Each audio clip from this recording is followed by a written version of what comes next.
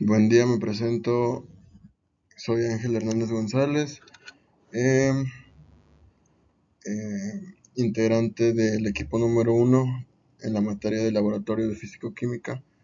Voy a presentarles las siguientes diapositivas de la práctica del uso de densímetro y pignómetro, a cargo del doctor Raúl Alejandro Luna Sánchez. Los integrantes que conforman mi equipo son Antonio Valencia Saima Karime, un servidor Hernández González Ángel, Sánchez Morales Josmar Abel y Fernando García Israel. Como primera parte en este reporte de práctica tenemos la definición de los conceptos principalmente utilizados. La densidad es una magnitud referida a la cantidad de masa contenida en un determinado volumen y puede utilizarse en términos absolutos o relativos. La densidad tiene unos conceptos derivados que, por mencionar algunos, la densidad absoluta o densidad normal, también llamada densidad real, expresa la masa por unidad de volumen. La densidad relativa o aparente expresa la relación entre la densidad de una sustancia y una densidad de referencia, resultando una magnitud adimensional y por tanto sin unidades. Estas fórmulas son para contemplar la densidad en base a sistemas absolutos o sistemas gravitacionales. Como la primera, la densidad pues es la relación de la masa con el volumen del cuerpo. Aquí tenemos esta que está señalando.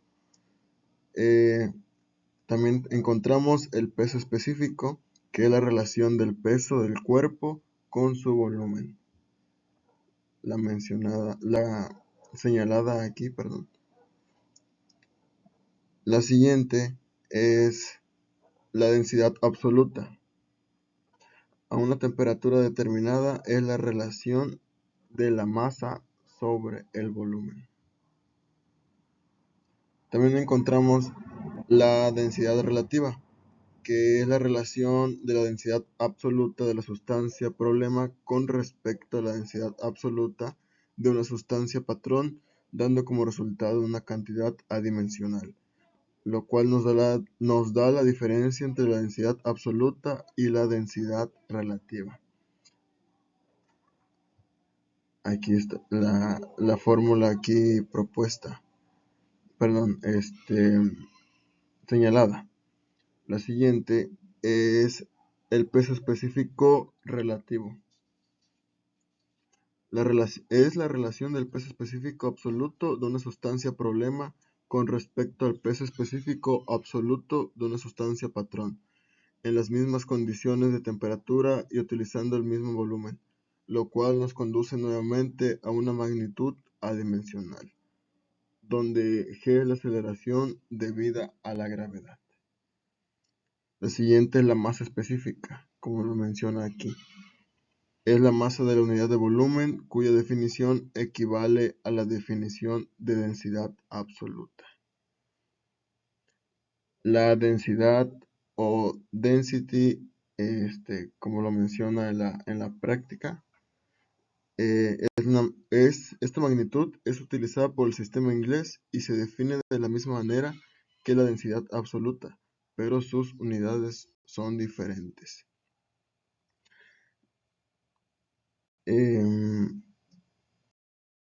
Bien, como objetivos tenemos determinar la propiedad de densidad de diferentes sustancias puras y en solución a través de diferentes métodos experimentales. El segundo objetivo es relacionar la propiedad de densidad con otras variables físicas de las sustancias mediante el análisis de los datos experimentales.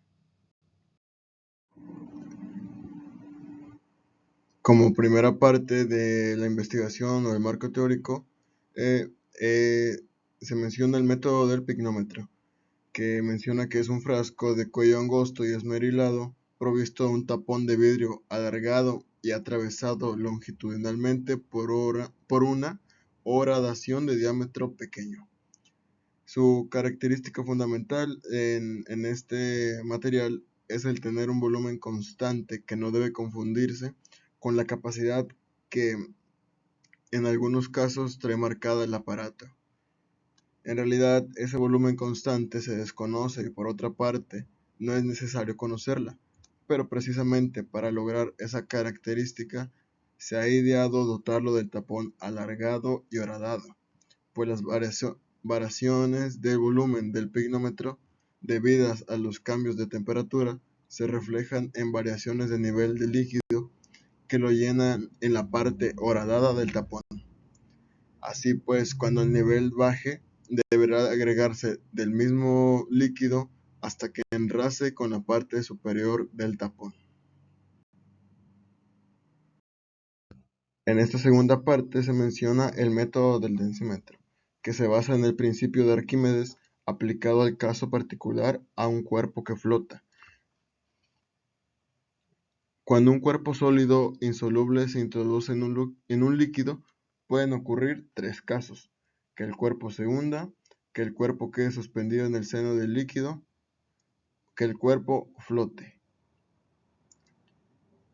En estos tres casos hay dos fuerzas fundamentales: el peso del cuerpo, que es una fuerza vertical dirigida hacia abajo, y el empuje, que es una fuerza vertical dirigida hacia arriba.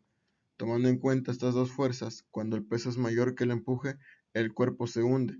Si el peso es igual al empuje, el cuerpo queda suspendido en el seno del líquido, conservando la posición que se le dé. Si el peso es menor que el empuje, el cuerpo flota.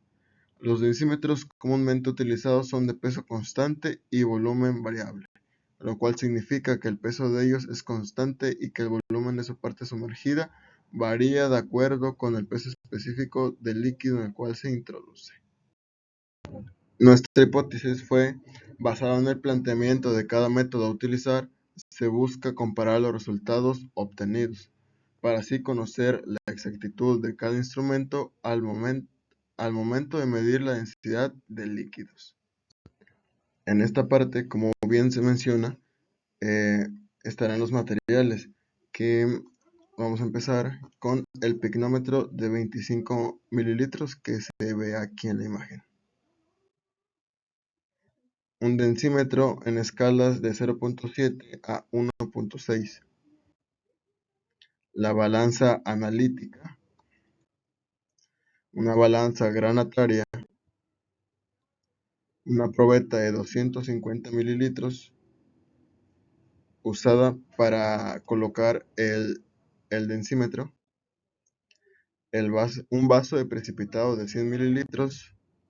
Un vidrio de reloj para medir las sustancias o el soluto. Una pipeta volumétrica de 5 mililitros. Una perilla de caucho.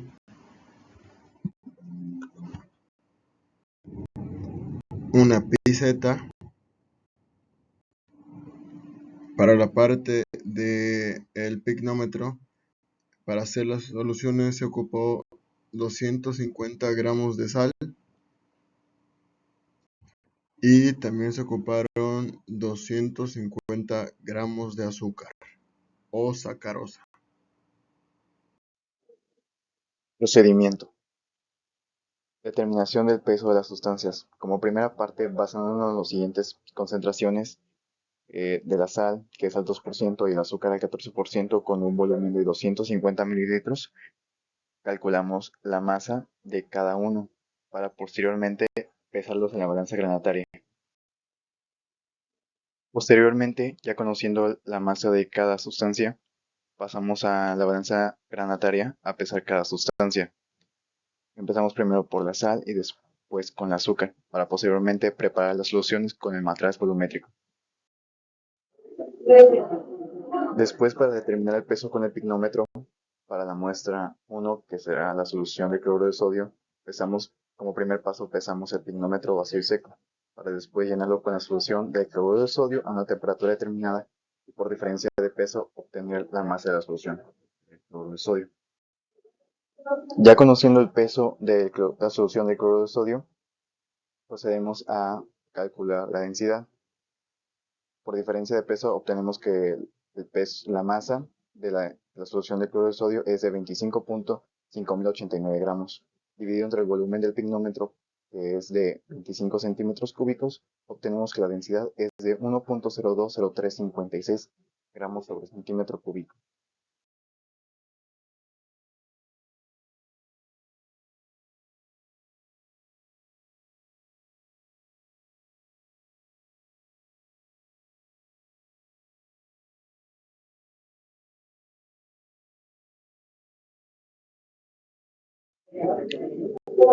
Después, con la muestra 2, ya conociendo el peso de la solución de azúcar, empezamos primero el pignómetro vacío y seco para posteriormente llenarlo con la solución del azúcar al 14% a una temperatura determinada y por diferencia de peso obtener la masa de la solución.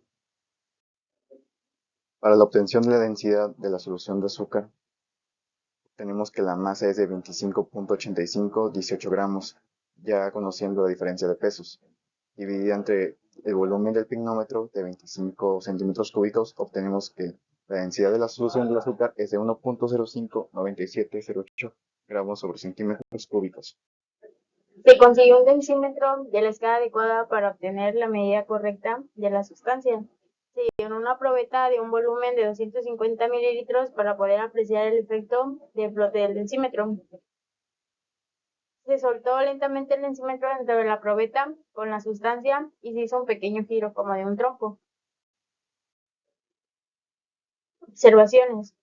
Debido a que no todas las sustancias tienen la misma viscosidad o las mismas características, fue necesario iniciar la prueba con agua, ya que esta sustancia tiene una densidad conocida. Asimismo, esta nos iba a ayudar a ver si el densímetro servía o no.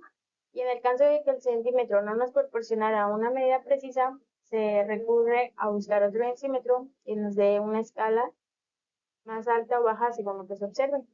Una vez introducido el densímetro en la sustancia, se debe procurar que cuando se gire no pegue en las paredes del recipiente, para así tener un dato adecuado.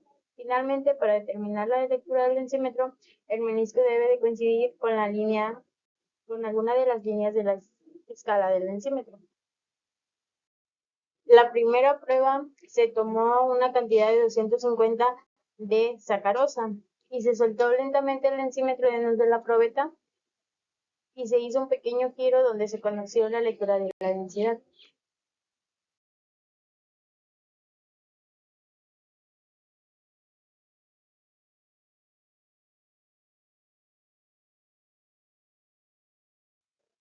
Para la segunda prueba se tomó una cantidad de 250 mililitros de la solución de cloruro de sodio. Igualmente se llevó el mismo procedimiento donde el densímetro se soltó dentro de la probeta y se hizo un pequeño giro, conociendo así la densidad del cloruro de sodio.